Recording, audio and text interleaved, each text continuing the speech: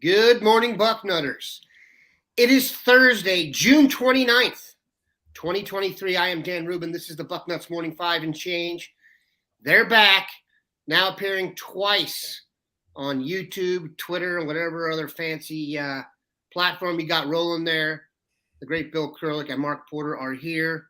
We were talking before the show. All they care about is Ohio State and the Bucknuts site winning the monthly subscriber challenge for YouTube among all the podcasts and shows we do here at 24/7. Like I said, if you have not subscribed to the YouTube podcast or our YouTube channel, please do so now. It's coming down the stretch here. We will have an announcement of who the winner is. We are in tight battle with the Michigan site, the Penn State site, and the Georgia site. So if you have not subscribed to the YouTube page, please get on board and help us win the race. Gentlemen, tad hazy in the Midwest today, just a little bit down here in the Gem City thanks to the Canadian wildfires, which I really don't understand. But you guys look wonderful. Bill's debuting a new wide camera angle so you can get a sense of the throne the dean sits on every day. Today we are going to start out with one of the best players in the class of 2024, and that is Brandon Baker. Offensive lineman from modern day out west, Calif. He has visited all the best, and he has a couple left, but he is very, very impressed with Ohio State. Had a great visit here, recently visited Georgia. I know for a fact that Justin Fry is big on this one. I think when we discussed Brandon at the foundation fundraiser, he said, we're not going to offer him unless we expect to get him. Mark did a great review of Brandon. We're going to go over that, and Bill's going to bring you up to speed on recruiting because there's been some recent information that we can chew on. Mark, the floor is yours. Yeah, as the Scouting Ohio guy, I'm supposed to have an affinity for Ohio guys, a bias for Ohio guys. And when I turned on Brandon Baker, I was like, oh, we have such a great cast of linemen in Ohio. It's been the best. I've been bragging about it. But there is another human being out there who would edge these guys out if you had to rank them. And we'll talk about that. That's one of the questions I always finish with when I do my breakdown is how does he rank in Ohio? And it's a heartbreaker when someone nips out our Ohio guys. And I have to be honest that nationally we found a creature better. But the offensive lineman class in Ohio this year has been the best I've seen in a while when you consider Devontae and Deontay Armstrong, Mark Nave, Will Satterwhite, there was Ben Roebuck, Luke Hamilton, Lewinsky twins down at CHCA, and I may be forgetting one, but we have some Power 5 linemen here, and you flip on the film of Brandon Baker, and you just go, whoa, like, what a special athlete. I'm going to start there. And, at offensive line, we're always talking about athletes, tight ends that look like power forwards that are great, but offensive tackles that move like power forwards are even better. And when this guy pulls and runs and does this thing, he flips his hips around like he's a running back or a defensive back. He pins guys inside that you shouldn't be able to pin. He reaches guys and gets shoulders. So he's got exceptional athletic ability, and that's really what jumped off the tape. The reason I say he's a little bit better than the guys in Ohio is the Armstrong twins have as good a feet as I've seen since Taylor Decker. Those feet are popping and moving, and there's some really good athletes. Brandon Baker's just like they are, but he has a little more polish and a little more game to him. He seems like he's a little more football savvy, where the Armstrongs were coming from JV football last year, and they've skyrocketed through the progression, and they're dominating guys. But it seems like Baker's been doing this for a while, and he's pretty comfortable. He's got the power of a Mark Nave, but he's got probably a little bit better feet. He just moves around a little better. Mark Nave's the one that I love pulling on film and the way he was kicking guys out, but he was destroying guys with power. So this Brandon Baker is almost a hybrid of what we have already. He's got the feet of the Armstrongs. He's got the power of Mark Nave. You put them all together, you got Brandon Baker. So you kind of maybe edged him out if you were going to rank him, which just kills me for Scouting Ohio. I wanted the Ohio guys to be the best in the country. But, hey, if we have a chance to get this kid, he's really going to be special. He's someone that you can almost confidently say, and this is what always gets us in trouble, he can come in and play in a year or two. Not freshman year, but he's one of these guys that, boy, these other guys that are already here, when he comes in, he's going to push them. And we've got some great ones on board already. So Brandon Baker, there's a reason they're on the left coast looking at him. Bill, when you look at prospects, especially with Ohio State, considering you're dealing with the elite of the elite of the elite, it's almost like you're looking for the one flaw or the one thing that says, nah, Brandon Baker is about the most complete package I've seen as an offensive lineman, even going, his pedigree, modern days, as good a football program as there is. He looks great. He looks like, to me, Tyron Smith looked back in the day, where if you saw him in person, you wouldn't know for a fact he's an offensive lineman right off the jump. I like that. Go ahead, Mark. I really like that Tyron Smith reference, because when I was looking for references, I was like, well, he's not as long as Paris Johnson, but he's got some of that, But that Dallas Cowboy offensive lineman, Tyron Smith, he was as athletic as there is in the NFL. And yeah, I love that you said that, because that sparked in my mind immediately. Yeah, those feet remind me of someone like that. And Tyron Smith isn't extremely long. I think he's 6'4" too. He wasn't like a 6'7" guy or whatever. He does it with unbelievable athletic ability, maybe under 300 pounds. And that's kind of where we're at with Brown. So very good comparison there, Dan. I'm sorry to jump in on you, but I love it. Any more positivity towards the Cowboys, even though it's in the past, I will take it. Bill, do they have a chance? Obviously, when you look at this guy's offer list and you consider, you could very comfortably say he's the number one offensive lineman in the country. He's visited everywhere. So this is, would be the crown jewel of any offensive line class. Will Ohio State get to place that jewel upon the crown? Well, before I get to that, Mark, I didn't realize that you were a Heisman Trophy winner. I'm noticing in the background there that Heisman Trophy. I had never noticed that before, and long as I've known you, that's a long time, you did not tell me that. So, yeah, you are probably the most least observant person, because that's probably been sitting there for 35 podcasts in a row. But yeah, that is my fake Heisman Award that really looks good in an office when you do football. Heisman dad. But speaking of liking, let's get back to Brandon Baker. Ohio State, I'll go back to his official visit. And coming out of that official visit, and I mentioned this on the podcast, I was told that he let some people know that coming out of that visit, Ohio State was number one on his list. And I mentioned that. Since then, of course, he has made other visits, most notably Georgia this past weekend. He also went to Texas. And I said, I think last week, that I did not feel like anybody had taken over the top spot, so to speak, at least past Ohio State. I still don't feel that way, that I don't think anybody's passed Ohio State. He visited Texas first after Ohio State. He visited Georgia last weekend. I don't think either one of those schools passed Ohio State up. So Greg Biggins' article, I would completely agree. He said that Ohio State would be one of the co-favorites, if not the favorite at this point. I would agree with that.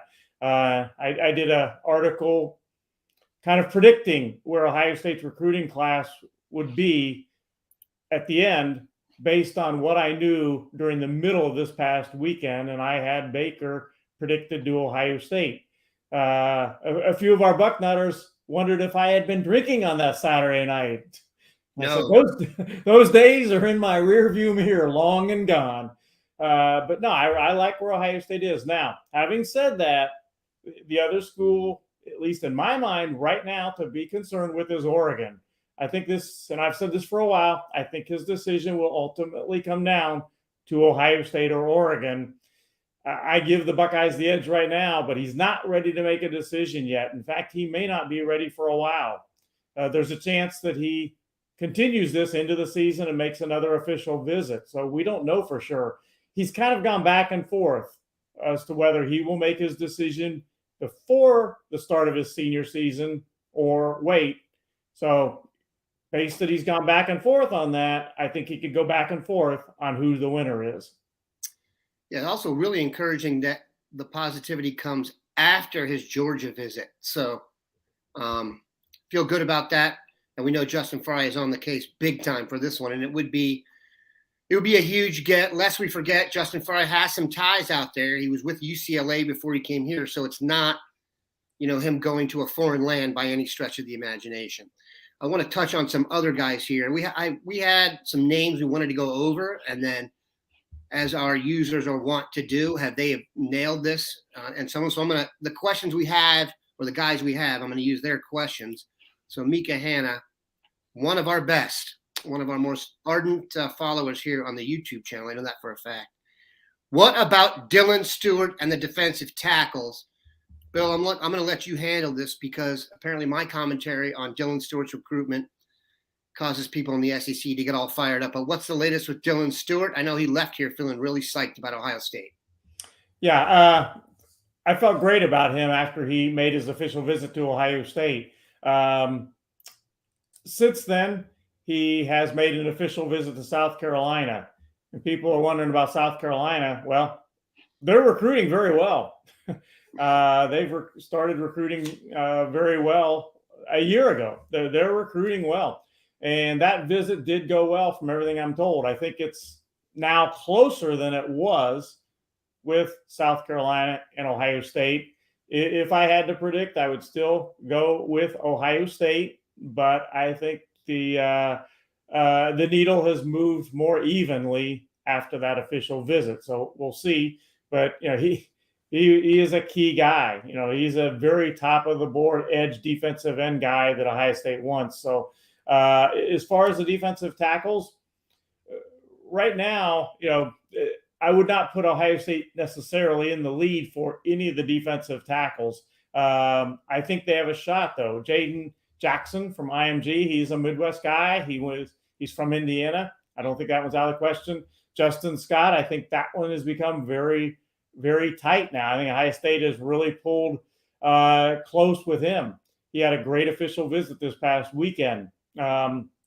He, I think, will end up deciding between the Midwest schools. At one point, Miami was mentioned as the favorite for him, but I think now it's going to come down to Ohio State, Michigan, or Notre Dame. And in Justin Scott's case, Notre Dame wants to get him on an official visit for the Ohio State-Notre Dame game. As far as I know, he is not totally committed to waiting that long or making that official visit, but that's what they're hoping for, is to string it out and to get him on an official visit to Notre Dame when Ohio State is in South Bend. So we'll see what happens. My gut feeling on him right now is that he probably won't decide in the next few weeks. He's one of the more likely guys to wait it out. And it's going to be a real battle between Ohio State, Michigan, and perhaps Notre Dame if he makes that official visit with the Fighting Irish. We're going to take a quick break here, pay some podcast bills, and then we're going to continue with the Fighting Irish vibes when we come back. All right, we are back. Mark, in the boarding house yesterday, we had an item about Dorian Brew from Northmont, generally believed to be one of, if not the top prospect in the class of 2025 in Ohio. Clayton, Northmont is about 15 minutes north of me right now here in the Gem City. There was some question as to what position Dorian was going to play, wide receiver or defensive back. It does seem like defensive back is the call. It also seems like the Fighting Irish are the biggest threat for Brew. Ohio State definitely wants him. What do you think of Dorian Brew as a prospect when you saw him? Did you think he was a better at defensive back or receiver? And where would you kind of put him on your want list when it comes to prospects? Okay, so a couple, maybe 6 months ago, we talked about no more saying he looks like Marshawn Lattimore or they look like these elite guys and putting all this hype behind kids. So we're not going to do that. But Dorian Brew is not ranked number one because there's not some hype behind him. He is a tall corner, a long corner. And just like Aaron Scott and Bryce West, he's got the safety look to him where he's got that physicality where if he had to come up and hit you and tackle, he could do it. He's a man out there. So that's what's so appealing. If his 40 times were right, the air can't be rare enough for where he would be. Like if he ran like a Marshawn Lattimore or something like that, because Marshawn was a 6'2" corner, you really start to throw out comparisons like that. He's on the upper spectrum of height for out there corner. At the Ohio State camp, Bill and I watched it. He really locked some guys down, and had a presence. When he gets up there and jams you, the long arms come in so handy. You see him be able to extend and keep guys off of him and give himself a reroute and mess up the timing and all those things that great DBs do. So he's got the full package.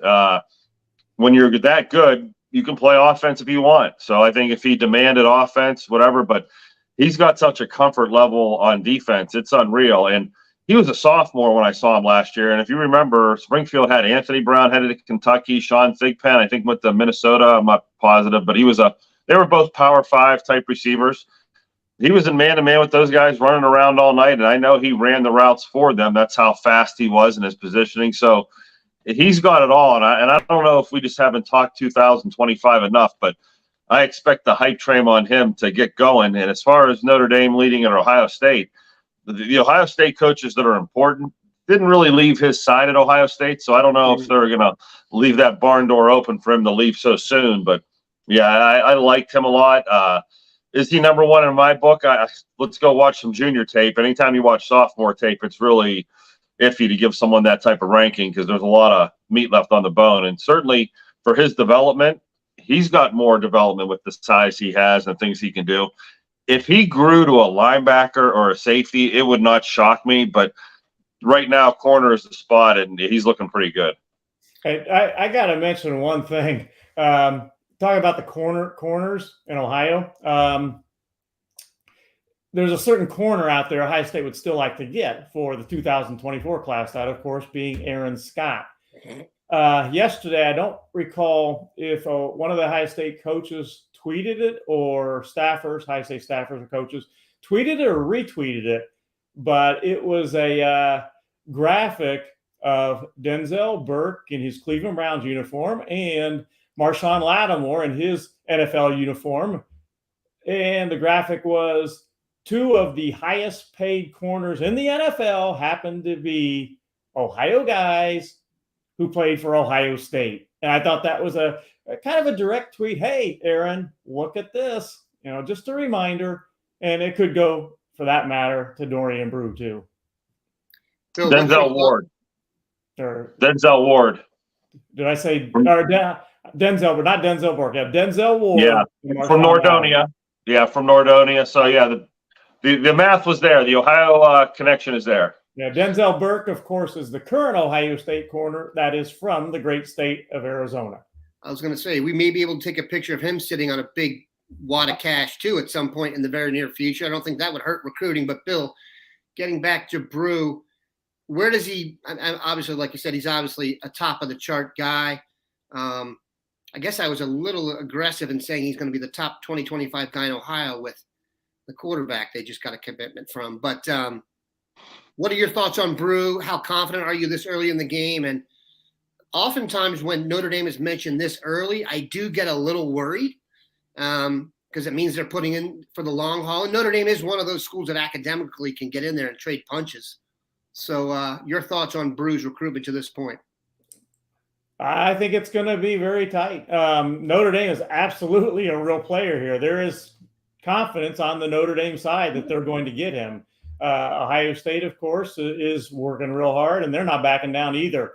I would say that the one statement I would make is that I think that he's going to end up at one of those two schools. He's got offers from everybody, but that he'll end up most likely at one of those two schools, Ohio State or Notre Dame. He is an Ohio State legacy with his mom in, I believe, the Women's Track Hall of Fame at Ohio State, if I'm not mistaken. In fact, I know I'm not mistaken on that. Yeah, it turns out the apple doesn't often fall that far from the tree. We know this. All right, I want to finish with this. Did Ohio State – okay, and I'm getting ahead of myself a little bit. I believe Ohio State is going to get a commitment from defensive end Marcus Lightfoot out of Chicago.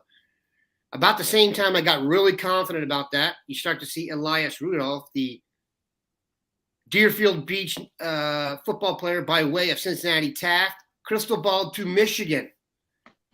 So, Mark, you've done scouting reports on both, and the scouting reports were quite similar. What I'd love to finish with here is your comparison of the two, and then, Bill, is this a case of Ohio State favoring Lightfoot over Rudolph or vice versa? Mark, floor is yours.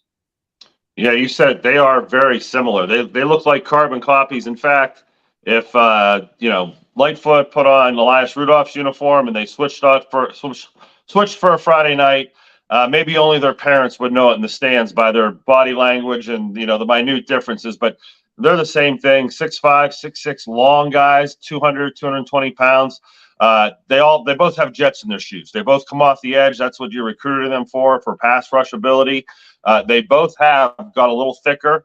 The Lightfoot film was unbelievable. I remember, I think we released that about a month ago when we were out on the college tour, and I brought his film up to the college coaches, and everyone I talked to, defensive coordinators from the Big Ten and out west, were all over that kid. But I think the sentiment then was Ohio State was going to get him. There may be a slight edge for Lightfoot, and I'm not just saying that because this is the one we may get. I've loved Rudolph and fawned over him when I did his film, but the Lightfoot film, you saw a little more development. Just like I compared Baker to Armstrong's and Nave, just looked like Baker had a little more polish. Maybe he's been doing a little longer, playing the position, a little more savvy to him. But it's not like there's going to be they're playing in different ballparks. I know we'd like to find one in a different ballpark and say we got the best of the two, but just give a slight edge to Lightfoot. But when he gets here, you expect him to be a pass rusher right out of the gates, like a longer Noah Spence, someone who's just going to come off the edge and create havoc. If he ever adds the weight, he becomes now the complete player who is now very stout in the run game. Because I wonder how these guys will hold up. They have that outside linebacker look. So if you have a 300-pound tackle on them, you better man up in the run game if you're light in the seat like that. So if they get to 250, 260, we have a complete player. Yeah. When you're watching film of prospects, not that I watch anywhere near Mark and Bill, but defensive ends have some of the best film out there that you'll get to watch because they're just so dominant. And this guy has one of those motors where, he plays very, very hard. I doubt sometimes with defensive linemen, the question is how many snaps do you get out of them? At full strength, at full speed. Obviously it's a highlight film, but he looks to me like a guy who doesn't take plays off. Bill? He's like a dog chasing a stick, and the ball is the stick. You throw that stick, and he's going to it. He's going to bring it back, and as soon as you throw it again, he's gone. Just that type of player, and he's one of those guys where I think you'd have to pull him out of the game when his tongue's hanging out the side of his mouth because he works like that on the field. Bill, we love guys like that. Marquise Lightfoot has been crystal balled for a while. Do you feel like my theory on Lightfoot versus Rudolph holds any weight? Well, when you look at the top of the Ohio State board, and I like Rudolph a lot. I think he's a really good player. But at the top of the board are three guys. Eddrick Houston is certainly one of them. Marquise Lightfoot is certainly one of them. And absolutely Dylan Stewart. Those are the top three guys. So, yeah, they're to me, as much as I like Rudolph, they're just those three are above all others on the board. And the good news is that Ohio State has a very real shot at all three of those guys. In fact, in my article last weekend, I had all three of them going to Ohio State as of the middle of the official visit weekend last weekend. Again, South Carolina is making a move, has made a move. They got on campus for Stewart on campus for an official visit. So that is a real threat. Houston did visit Alabama last weekend. You can't, I don't think, ever count Alabama out, but I don't think he's going there. That's my feeling. And Lightfoot, again, like you said, Dan, he's been crystal balled by myself and Alan True, Steve Wiltfong to Ohio State for a while now, and I'm still riding with that pick. Yeah, I think we'd be surprised at this point if Rudolph and Houston were not in the class. Excuse me. Good Lord, end of the show. We'd be surprised if Lightfoot and Houston are not in the class, and then Rudolph, obviously. That's a convoluted approach there with the Deerfield Beach and up to Michigan. I don't think we can end on that question based on how I mauled that. All right, Mika, Hannah, you can both weigh in on this one. We will finish with this. Can you compare the competition level of high schools of Tavian St. Clair, Bell Fountain, and Ryan Montgomery of Findlay? Sometime, please, Mark. I can't think of anyone better to answer that question than yourself. Obviously, Tavian Sinclair, 2025 quarterback. So is Ryan Montgomery. Tavian Sinclair committed to Ohio State. Yeah, pretty easy question. Bell Fountain does not play the same level as Findlay. It's not a bad level of competition, but Findlay's playing some of the bigger schools. They're playing some Division I schools, and playoff schedule like that. When they get in there, they're going to see some of the best teams in the state. Bell Fountain's simply not going to see that level of competition week in and week out. They're going to have some games on their schedule where you see, I'll try to pick the best team they're playing throughout the year, maybe on their schedule, but the playoffs is what I'm going to want to see Bell Fountain. But what we've seen, and this is the equalizers, when you go to a camp, it's best on best from across the nation, and their talent obviously holds up when it's best on best. So when Tavian gets to Ohio State and some of the top corners in the country are over there covering some of the top receivers, the balls he's slinging in there are holding up. So I wouldn't say that's hurt him. And when players don't have the level of competition you'd like, do they dominate it the way they should? And yes, he does. He does what he should do to it. It's not like some nights it's turned off or turned on. That ball is humming every night, and it could be against the worst competition in Ohio, and it wouldn't affect the evaluation. When it comes to quarterback, we will trust in Ryan Day, Corey Dennis, etc. We appreciate these guys stopping by. Believe me, my 2 weeks on here replacing Dave, these guys have been big, so we appreciate that. One more show tomorrow, and then Dave is back. Hallelujah. Have a good one, Bucknutters.